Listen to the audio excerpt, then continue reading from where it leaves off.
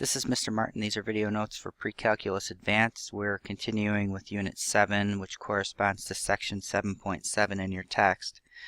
So for example 5, we want to solve the trig equation using your calculator. So we want to solve tan theta is equal to 5 over the interval of 0 to 2 pi.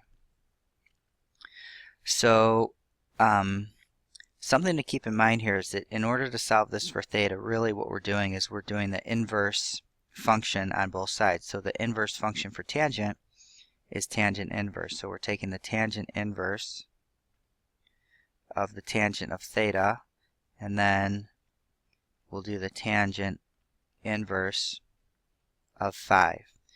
Now make sure your calculator is in radian mode so we get our answer in radians.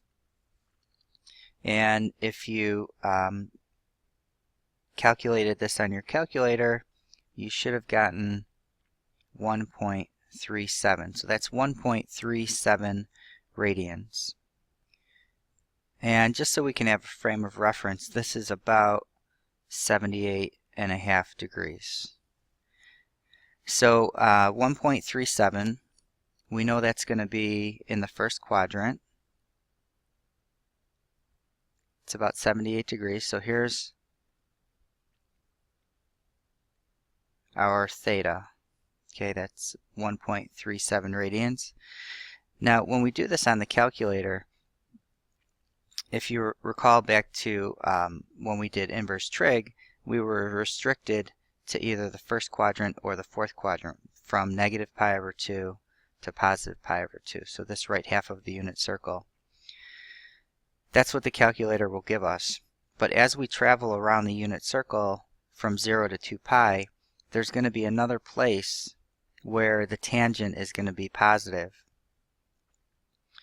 So the spot where this is going to be positive is going to be in the third quadrant, where the x coordinates and y coordinates are both negative.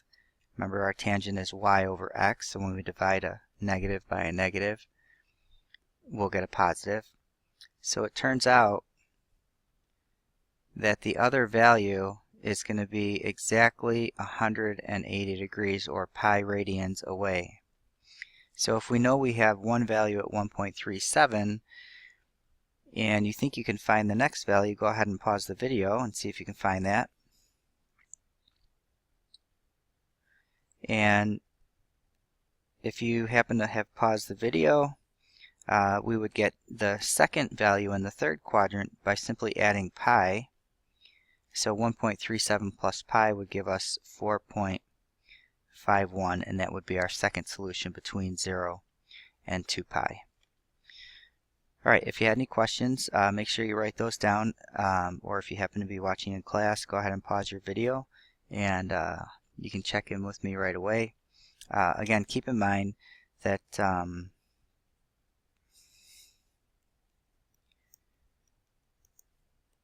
calculator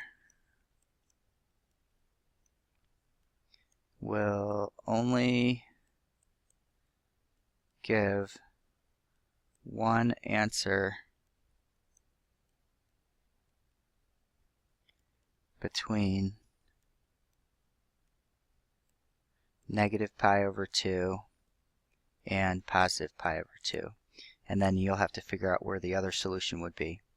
Okay, so that's the end of this video. You can go ahead and try example 6, and when you're ready, start that video and you can check your solution.